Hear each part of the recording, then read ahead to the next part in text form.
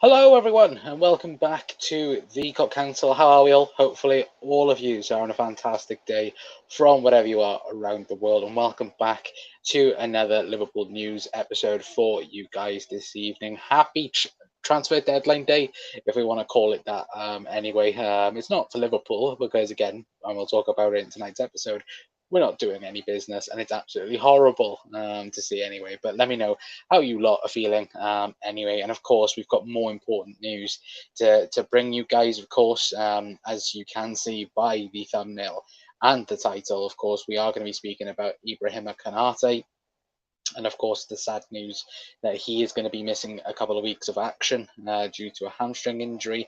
Of course, we're going to be talking about Nat Phillips as well. Again, was potentially on the way out of the door, but again, it's one of these things where at the end of the day it's an unfortunate scenario, and again Nat Phillips has been caught up in that, but we will speak on that as well, and we'll also speak about Liverpool and the transfer window as a whole in itself as well, because again it is, in my opinion, it's not good enough with the transfer window, but again we'll speak about that in due course as well, my friend. Anyway, and let me just quickly to Michael. I'm sorry, my friend. You're gone.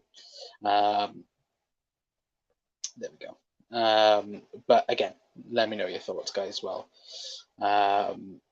on tonight's episode. But I'll get into the comments now anyway. Michael can go. Keeps being negative. Can't be bothered with negative people. I say that, I'm going to be negative today. FSG out now before it's too late. We need money now to have players ready to come in first day of the summer transfers. Well, yeah, absolutely. Would agree 1,000% on that. Al as well. Good seeing you as well, Alan as well. How you doing, Connor? I'm doing great, but I'm not putting up with people spamming stuff as well. I'm very concerned we are not doing any business, says Mark as well. Yeah, and again, please don't spam. It's not good news at the moment, is it, guys? I'm going to quickly do something in the chat because I forgot to do it before the start of the stream.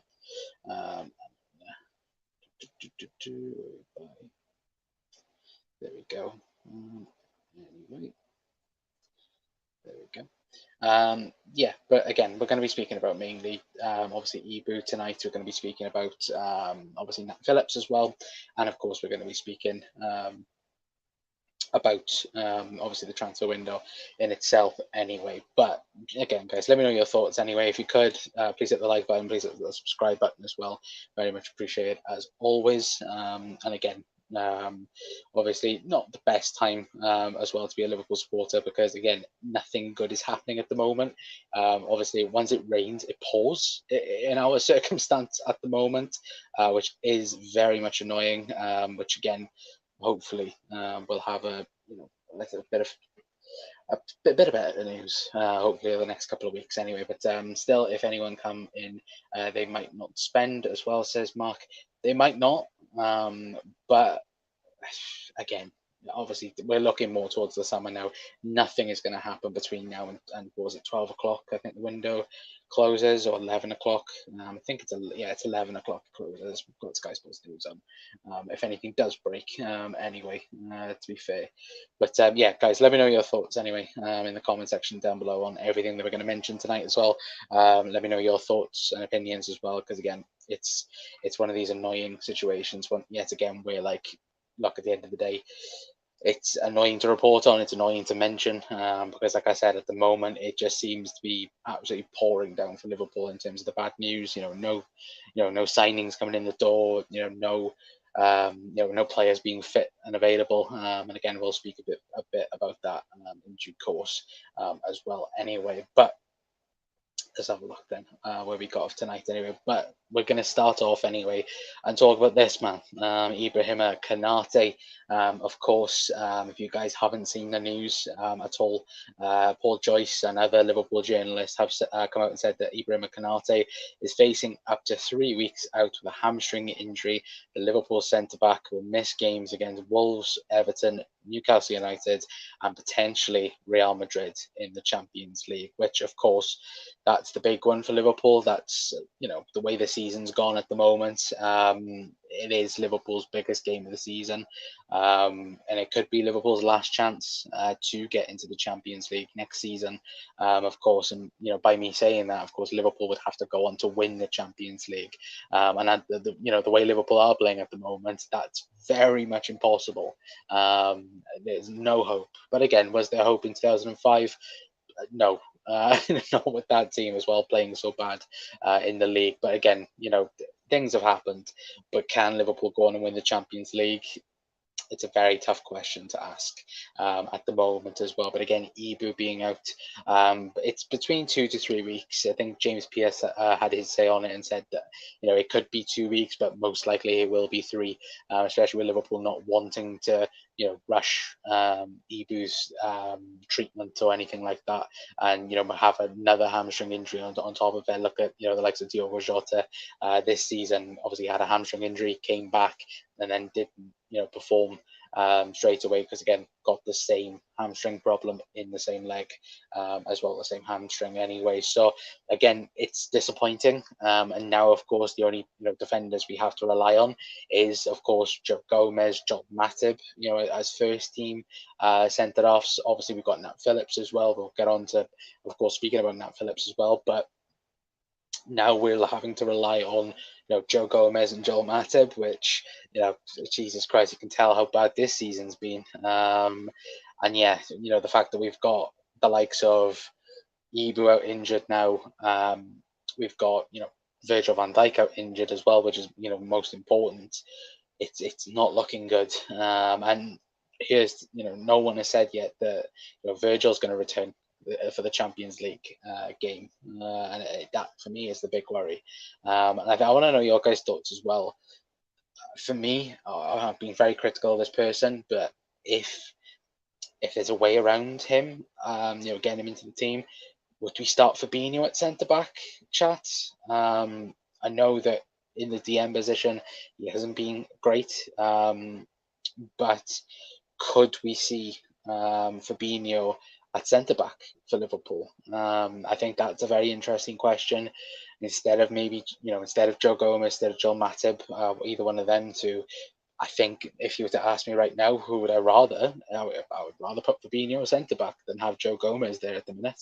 I think Joe Gomez isn't good enough at the moment to be Liverpool's centre half, and I don't know whether or not if I'm a minority or a majority in thinking that as well. But for me, I think that Liverpool's best team at the moment is probably having, Fabinho, Joel Matip as a two, and then obviously Stefan Bajcetic at DM to obviously keep his place ahead of Fabinho. So for now, I would say that's probably the best thing for Liverpool. But again, Jurgen might think differently, and probably does think differently. But again, it's just disappointing the fact that we only got Joe Gomez, Joel Matip, Nat Phillips really fit to play a very busy schedule coming up over the next 2 to 3 weeks. So again, not the best of news for Liverpool. But let me know your guys' thoughts as well in the comment section down below, because again, it's very frustrating at the moment where you look on it and everything seems fine, and then it seems terrible because Liverpool have got massive injury news, which is terrible. But let me know your guys' thoughts anyway in the chat. Was there another injury? When will it stop? I haven't got a clue. Mark, to be awfully honest though, it's disappointing, isn't it? And I'm going to put it up right now. What I was meant to put up anyway is this. Apparently, we've had 7. Actually, let me get Mark's comment off. But apparently, we've had 17 hamstring injuries in the last 6 months. This isn't normal. And actually, checking on this as well, it's actually true. We've had 17 hamstring injuries from players in the last 6 months. Like, that's ridiculous. Like, what is the medical department doing? And to be fair, I say that though. Look at the players we've had to use. Harvey Elliott is the only player that has played every single game, or had a part in every single game this season. It's not good, is it, guys? And it's very frustrating, very, very frustrating at the moment for everyone around the club. Fans, players. Jurgen's probably pissed off as well. So it's just a whole build up frustration. I think this year, and again, it's now just getting over the line. Depending on where do Liverpool want to finish? Do we want Conference League? Do we want Europa League? Do we want no European football? In that regard, of course, that would be horrific financially for the club as well. But again, we'll speak about that in a brief moment anyway. But let me know your guys' thoughts as well in the chat down below as well. Again, because I think we're live anyway. It says we're on 0 views right now. So again, bit terrible like tonight. Love how Elliot has stood up as well. Mark same. I think he for me has been very harshly criticised. I think this season, Harvey Elliott. I think again the whole team you can criticise because of how poor results have been and performances have been, but I think Harvey has been tremendous this season in terms of again reliability, being able to stand his ground in terms of the squad as well.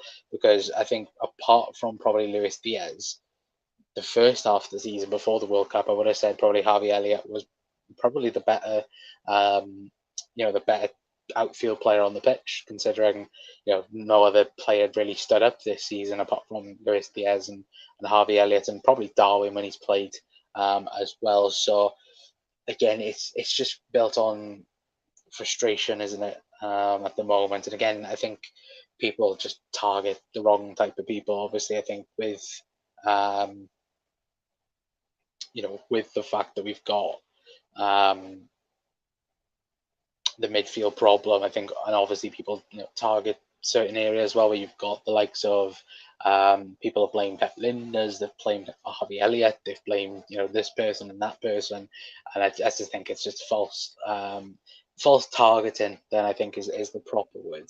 I think anyway. But let me know your guys' thoughts as well in the comment section down below. Mark says a no signing is a smack in the face for all fans and supporters. Yeah, absolutely.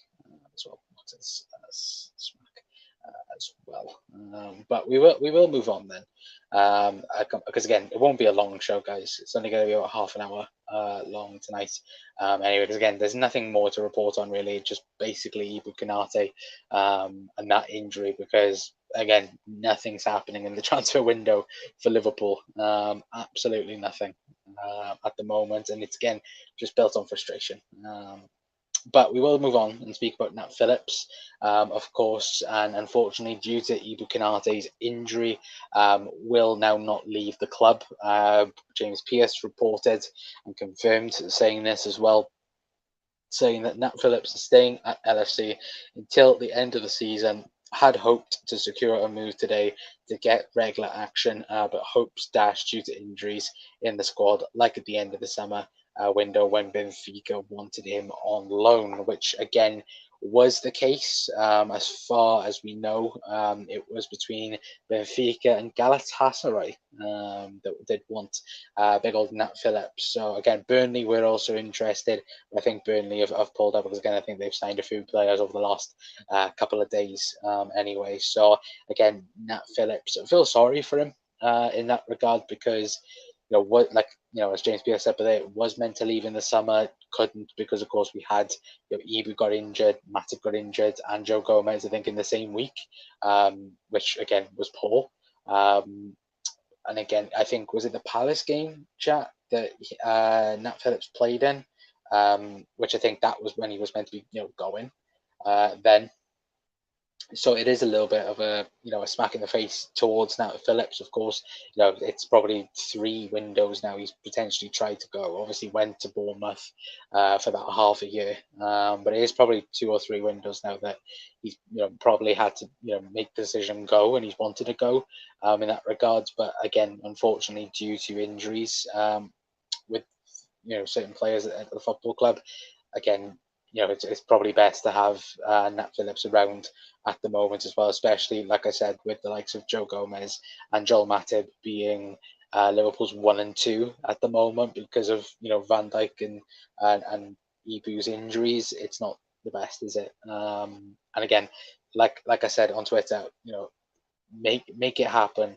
Reece Williams, Nat Phillips will get Liverpool Champions League football run it back, run it back, and let them two take us to European football yet again.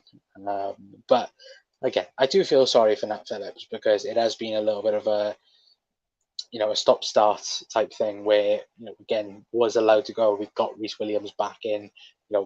I think everything was pretty much given the all go ahead, and then of course with Ibu's injury on Sunday, it's now pretty bad at the moment anyway. But again, let me know your guys' thoughts in the comment section down below. Anyway, because again, I think pretty much Nat will be fuming the fact that he can't go again. But I think, look, there is possibility that he might play 1 or 2 games for Liverpool. To be fair, anyway. But let me quickly check something, guys, because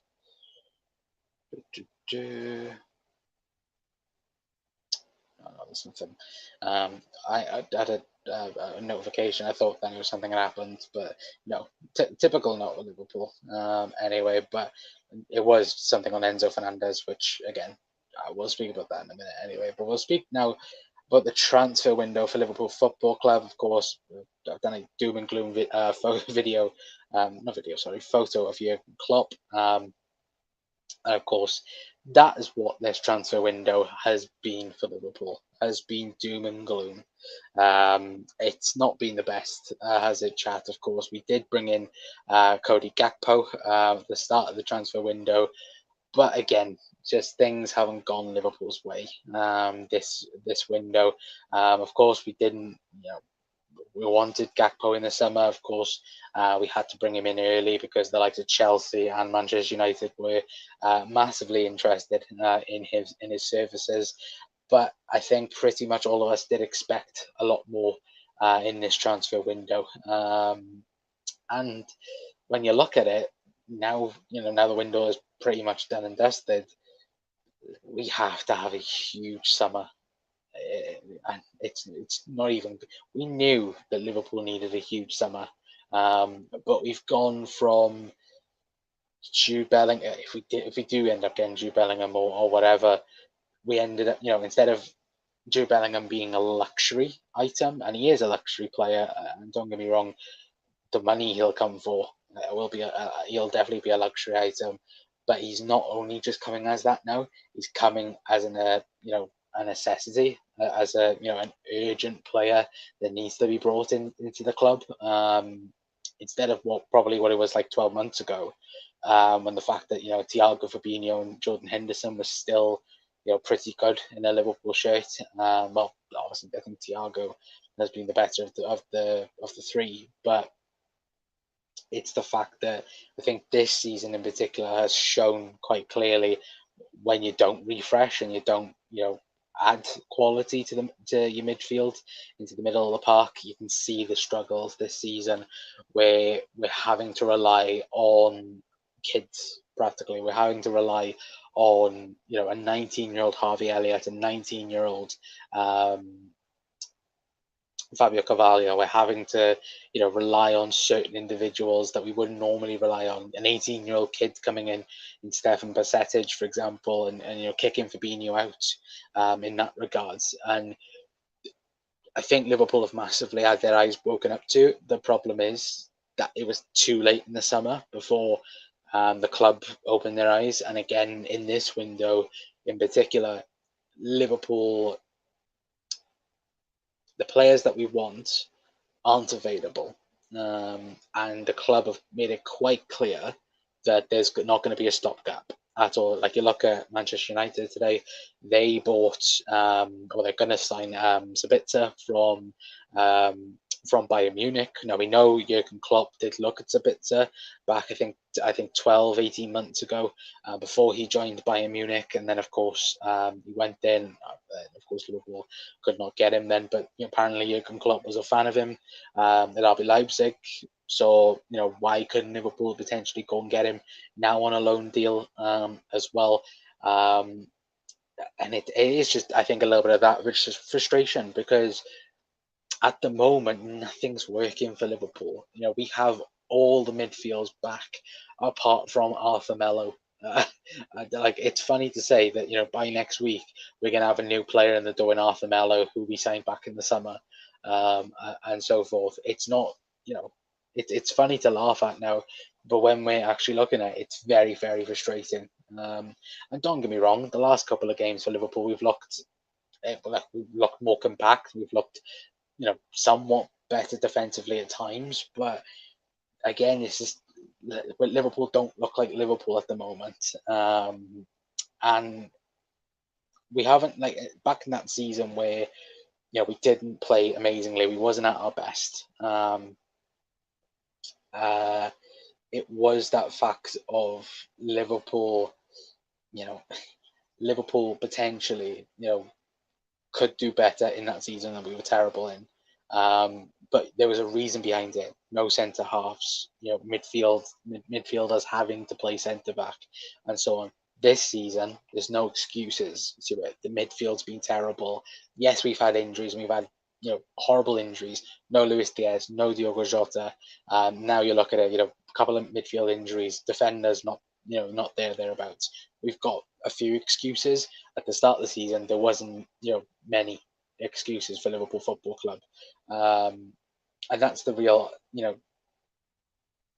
hard thing to get your head around. I'd say, chat, is the fact that we haven't we've looked worse now than we did before the World Cup, in my opinion, and we don't look good. We don't look competitive at times.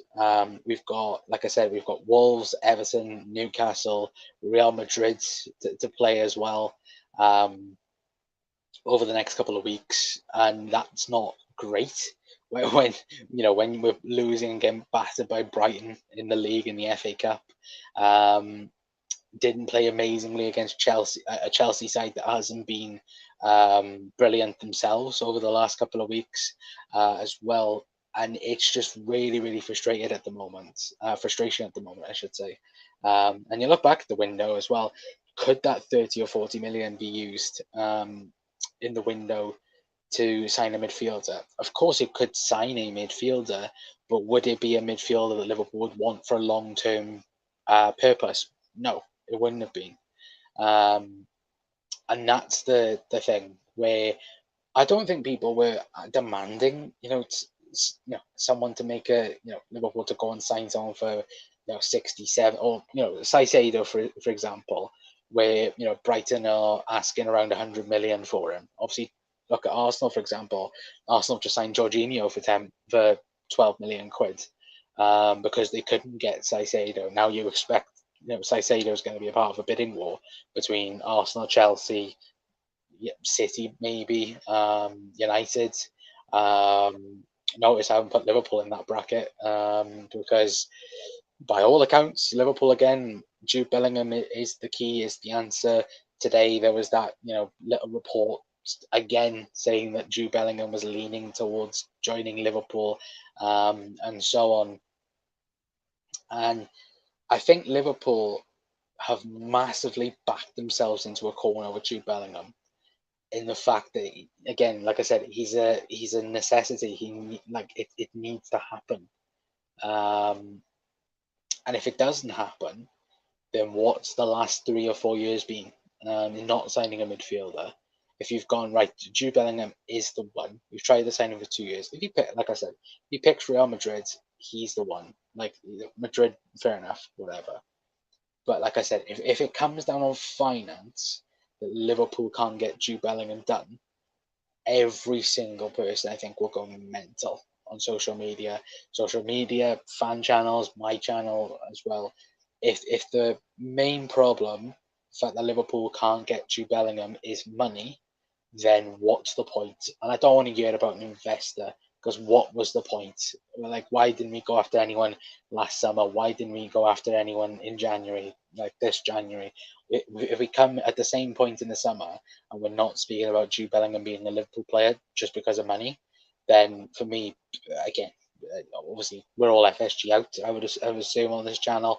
But again, it would put massive question marks over on the owners and so forth as well. And I think pretty much, what what will happen in the summer if he doesn't come. Obviously, we know Matthias Nunes is a real possibility for Liverpool in the summer. But then I think again it holds up questions to what would be Plan B for Liverpool if Plan A massively fails. And again, I don't think anyone has the answer for that at the moment. To be awfully honest, though, because again, we could, I think between now and the summer, I think Liverpool would try and get deals wrapped up, so it's just practically, just confirming them and paying the money and so on, wherever. But I think obviously because we need a new sporting director at the club because of course Julian Ward's going to be going. There's a couple of rumours and whispers being spoken about the Monaco sporting director potentially taking over and as a potential candidate to take that position. But again, that will be chosen between Jurgen Klopp and Billy Hogan as well. So again, that's a big decision coming up in the club as well. It's something that's going to be huge for the club over the next couple of weeks and months, of course. Anyway, but let me know your guys' thoughts as well. And guys in the chat, the people that are in the chat, if you could rate this window, so this January window, what would you rate the window out of 10? For me, it would be a 4 out of 10. Actually, no, a 3 out of 10. Because again, Gakpo, good signing, but that was it. In my opinion, anyway. So I'd go with a 3. Being honest. Elskaus is in as well, saying evening. Hello, Elskaus. I hope you're having a fantastic day, my friend. Saying, Mark saying, worried on getting any more injuries. Can't see an early return on Diaz and Jota. Diaz, I don't think you'll see the rest of the season, if we're being honest. I think Jurgen might keep him for next year. Jota, on the other hand, I think March time you might see him. There's talks of, I think, middle of February could be back at the earliest, but I don't want to rush him. I generally don't. Just give him all the time in the world. Because I think he was doing light running, light training, I think last week, I think Jota was doing. Little one-to-one training, I think that Jurgen said. But again, I don't want to rush him back, if we're being honest. But good, can't believe another injury. Yeah, those guys, it's terrible, isn't it, at the moment? Going to be struggling for a few seasons, so I hope no one is ready for a quick fix. It's not a quick fix, no. I would agree with that, Mark. The to be back top challenging the way we was, it's going to take 2 years at least, and that's if we get everyone that we want, let alone if we can't get the people that we want at the club as well. But yeah, it isn't going to be a quick fix. But I still feel we have a few kids we could use, like that Polish Messi. Yeah, I forgot his name. Looking better than Jones. Yeah, Curtis Jones is brilliant, is he? Isn't Melo fit yet? I think next week he should be back. Mark, I think he's in training. I think he's more advanced out of everyone. I think what Jurgen said in the press conference for Brighton. He did say that I think everyone was pretty much there or thereabouts, but I think give it another week or two and he should be, competing for a spot, if you want to call it that. Mansour says FSG out now as well. I would agree with you, mate, 1,000% on that. Even no loan deals to boost the squad with a chance to buy as well. Yeah, no. I'm genuinely surprised Liverpool have not gone for Zabitzer, especially with the fact that Klopp wanted him 18 months ago, or 12 months ago.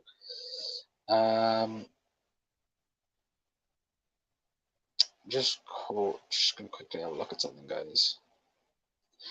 Can you believe it, though? And a little bit going away from Liverpool. Can you believe Enzo Fernandez going to Chelsea, 120 million euros? Like, that's... Chelsea have absolutely butchered this market into a million pieces. And again, that's just January window, let alone freaking summer window. Jesus Christ. But again, they'll end up giving, and I hope they give Enzo Fernandez a 9-year contract, and then some illegal stuff happens, and practically the transfer gets null and voided. That would be pretty funny for Chelsea fans, anyway. Mark says even no loan deals still won't solve our problems with FSG out. I think they will always hold control. Yeah, I think the big worry is for the supposed Qatari interest or investment. They want the majority. It's quite clear. Judging from stuff we've heard on social media and different outlets in other countries and so on, supposedly they want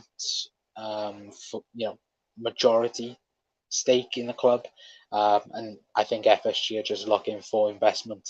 They're just looking to for help in the window. They want to be in control. They want to still keep the keys for the door. But again, like people have said, they want Qatari investment. They want majority. They want to own a football club. And I think at the minute, if you were to say out of the two of Liverpool, Manchester United, who's most likely to get taken over fully, I think Manchester United are massively winning that. And supposedly that's meant to be one of FSG's, lines and talks, is the fact that we put ourselves up for sale, and then Man United put themselves up for sale, which easily took the eye away from Liverpool. No, that's a stupid excuse if that is an excuse for FSG. You are Liverpool Football Club. You have won Premier Leagues, Champions Leagues, everything over the last couple of years. Have one of the best managers in world football. Did have a fantastic squad before this season. People recognise Liverpool Football Club. Qatar recognise Liverpool. Liverpool won the Club World Cup in Qatar. Many years ago, back into what was it, 2019? I think we won it in, and so on. So again, it's something like that. Like Liverpool aren't going to be struggling for investment. Look at Chelsea, for example. When Chelsea was up for sale, they had over 300 investment groups looking to buy them. If that's for Chelsea, imagine what Liverpool should be like. And again, I think there is stuff happening behind the scenes that we don't know about. There might be something tomorrow that comes out that nobody will know about. And that's the thing, that people just won't remember, not remember, or won't know the facts of it either. To be fair, anyway. But this guy said, what spot does Bellingham take, and who starts in the three with him? At the minute, I'd say Basetic, and Thiago. I'd say start alongside Jude Bellingham if you could sign him right now and just put him into the team. He takes that right-sided spot, can play as a left as well, can play in a two. I'm not playing a pivot, and that's the thing. Jude Bellingham, he can play a 6, he can play an 8. If you did it at a push, you could probably play him as a 10 as well. And that's the thing. And to think Jude Bellingham's only 19 years of age, but he plays like a 24, 25, 26-year-old. That's how good Jude Bellingham is. And we speak about Enzo Fernandez going for 120 million euros. I think that's even more of a sign for Borussia Dortmund. I know that Enzo Fernandez is a release clause, and don't get me wrong, but if Chelsea do meet that, it's then putting a huge sign then to people like teams like Borussia Dortmund that have hold of Jude Bellingham, going, oh well, we want 120 million euros for our player. If if Enzo Fernandez is getting bought for 120 million euros, why isn't Jude Bellingham getting bought for that? And yes, there's no release clause around Jude Bellingham, and that's potentially a good thing, or could be a really, really bad thing, considering. But again, it's one of these things where For me, I think Jude Bellingham goes around that. He goes around 110, 120 million euros. And I think rightfully so in today's market. Like I said it once again, if Enzo Fernandez is going for 120, Jude Bellingham might even go 130. With that, I think Jude Bellingham is better than Enzo Fernandez. But it is just, it's a matter of opinion. People might say that, in their opinion, Enzo Fernandez is better. Some people might go that Jude Bellingham is better. For me, I would say Jude Bellingham is better than Enzo Fernandez. But again, they play two very separate positions. Enzo Fernandez can play as an 8, more as a 6. Or, again, the same with Jude. Jude can do it. You could literally, if Chelsea could, or could even land Jude Bellingham after getting Enzo Fernandez. When you look at it, they could end up playing a pivot of Enzo Fernandez, Jude Bellingham. That's a possibility. I think that was Liverpool's dream possibility if money was at the club. Anyway, but 3 easily, but need Gakpo to start scoring as well, says Mark. I think Gakpo has been. I think he's been fine since he joined the club. I've seen plenty of people having a go at him, and I think you have to give him time, don't you? Look, he's playing. What by the looks of things, Jurgen wants to play him down the middle at the minute. I think when Liverpool have our main team back, or our strongest possible team, I think Gakpo will be on the left.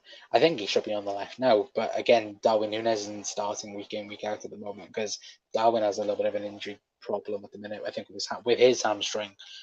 So yeah, again, it's brilliant, isn't it? But won't it be now that Chelsea will have to win loads to generate funds to cover fair play for the next 5 years? So the way I think it works. And again, don't quote me on this, because of the contract. Like, look at Mudryk, for example.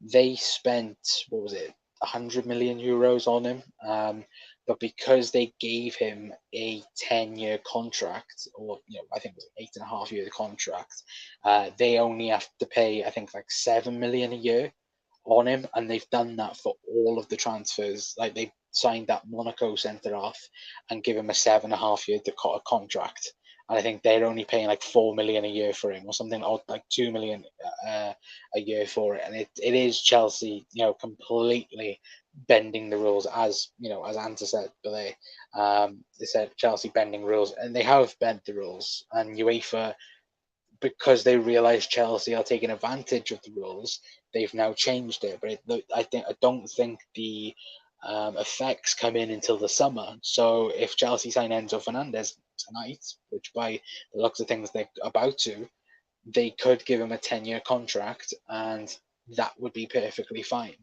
And yeah, that's the way they've been doing it. So on hindsight, per year, because that's what it is, you have to spend within your means. I think it's 100 million in your means. I think, to be okay with FFP.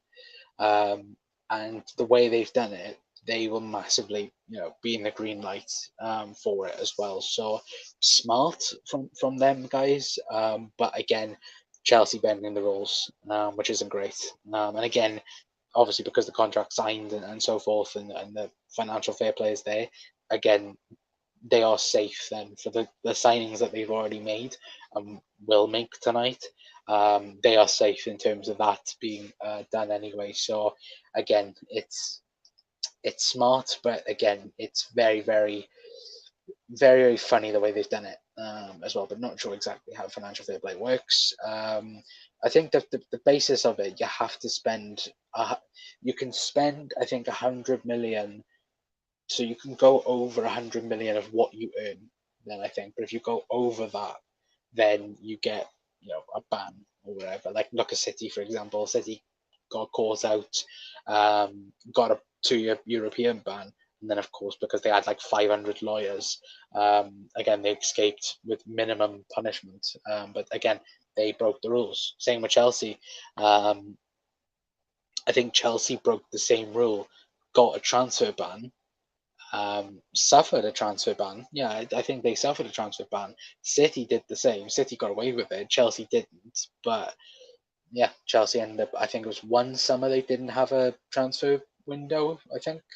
The memory serves me correct. I think it was Frank Lampard's first summer at Chelsea. And then obviously then because they, kicked up that fuss of, oh, look at Chelsea, look at Man City, they had the exact same punishment as, same penalty as us. We got this, they got that. I think they changed. I think they changed it, didn't they? As well, I think anyway. What else do we have? I'm ready for the Premier League.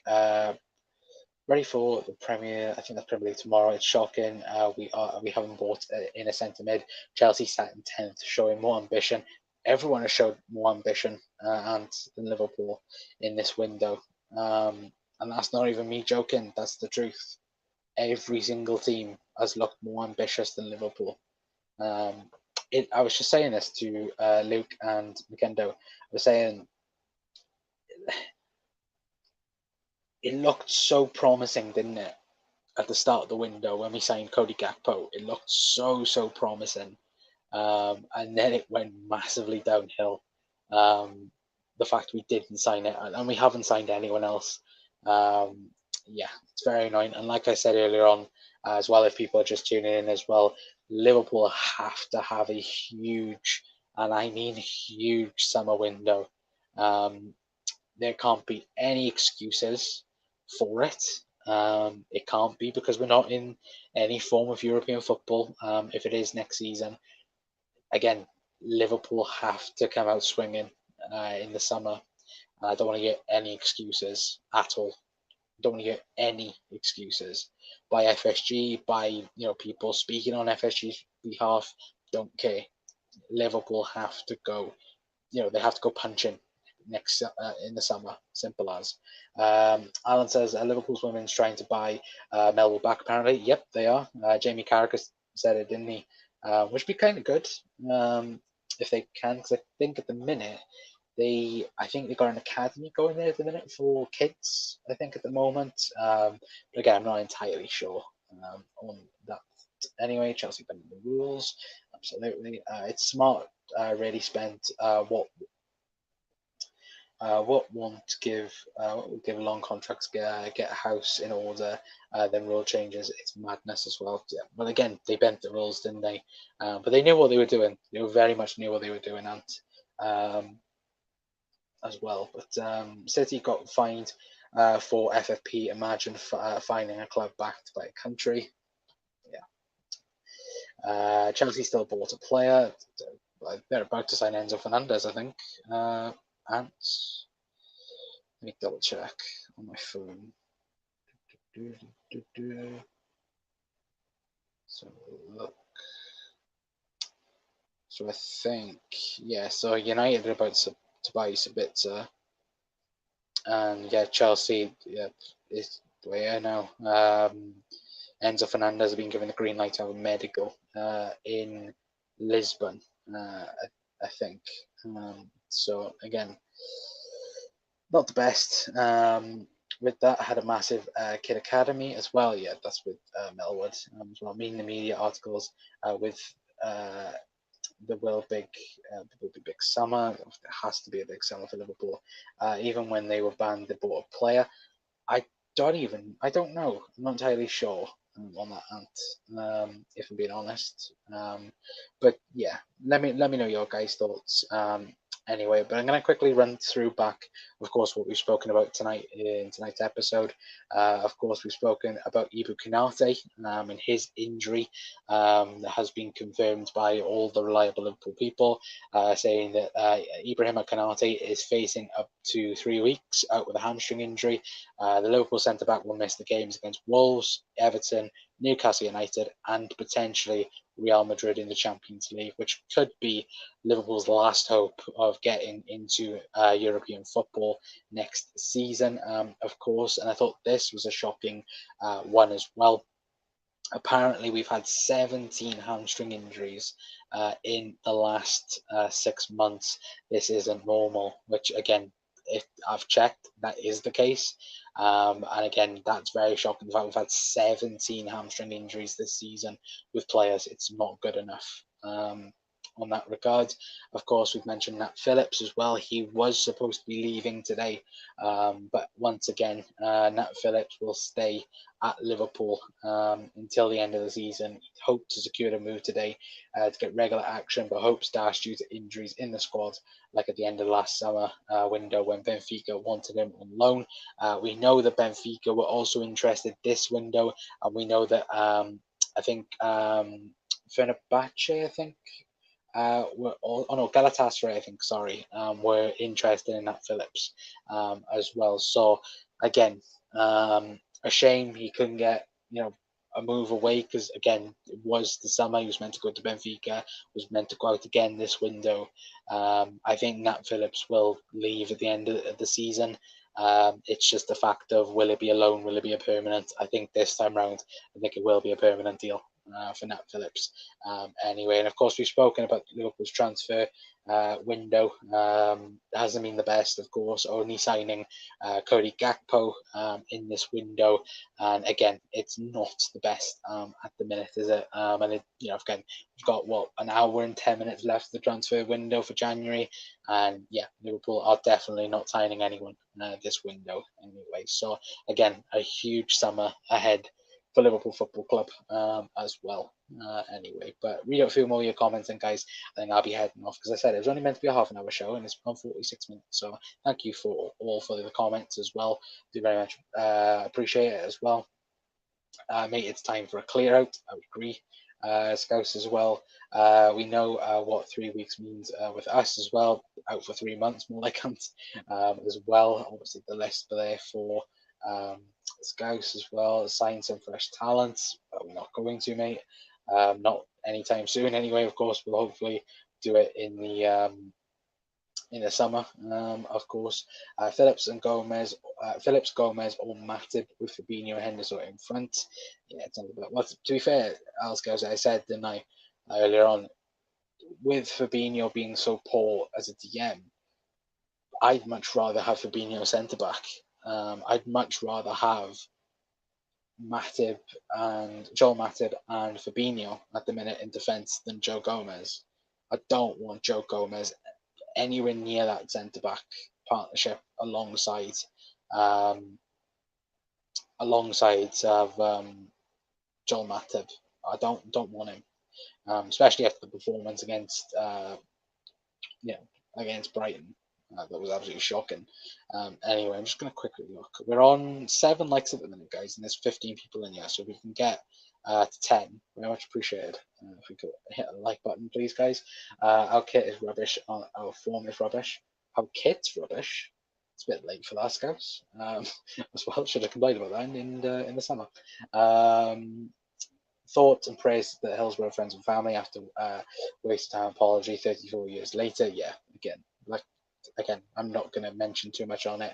I think all of us guys know as well, and as you can see there, scrolling on the bottom, of course, justice for the 97, and again, there was an apology today, and again, 34 years too late for the friends, the families, and so on as well.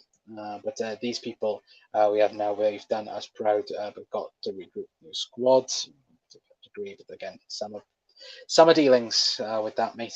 Hit the like button, please, people, as well. If you could, very much appreciated.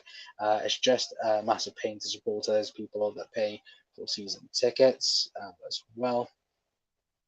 Mr. Joe Tim might back Gomez as well. Yeah, not the best, is it? But agree, Connor. I take back before Gomez as well.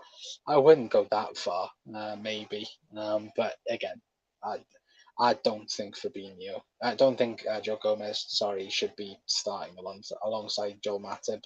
I don't think he's good enough. I think if there's a possibility that Liverpool sell him for like 30 million, something like that, I think Liverpool will bite someone's hand off quite easily. I think, if I'm being honest, in that regard anyway. Our kit this season is bland. I like this season's home kit. It's just I like the home and the third kit. I don't like the away kit. It's a terrible kit. I've hit the like button. Thank you very much as well. Gamara's he's been sent off, is he? I'll watch the ending of that, and I think it's about to end anyway. To be fair, but guys, I am going to leave it there for tonight. Anyway, big thank you to all of you guys that have tuned in for tonight's show. Of course, there's not been any news. Mainly just, of course, Ibu being out injured. Of course, obviously, you know, Nat Phillips as well. And just speaking about Liverpool's, January transfer window, because again, it's been absolutely shocking. Let me know your, thoughts in the comment section down below. I think I ranked it a 3 for this window for Liverpool. I think plenty of people could give it a 1 or 2. I don't think you can go higher than a 3 in that regard, or 4 even. But yeah, hopefully we'll, of course, be bringing better news anyway over the next couple of days and weeks. Anyway, of course, tomorrow as well, I think we might talk about the squads.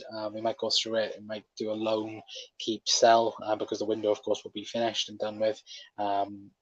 We can look ahead now to the summer, realistically, in terms of signings and so on as well after tonight. But again, it'll be good now, the fact that we can just focus on football, not just transfers. Anyway, it's fair. Liverpool haven't done that this window anyway. To be fair, anyway. But yeah, guys, that's gonna be it from me anyway. Hopefully, I'll be back, like I said, live tomorrow with a show for you guys anyway. But big thank you for the support as well. If anyone's new around here, please hit that subscribe button. Please hit the like button as well. And again, very much appreciate it, guys. As well anyway. But I've been Connor from the Cup Council. I'll see you all tomorrow. Ta-ra.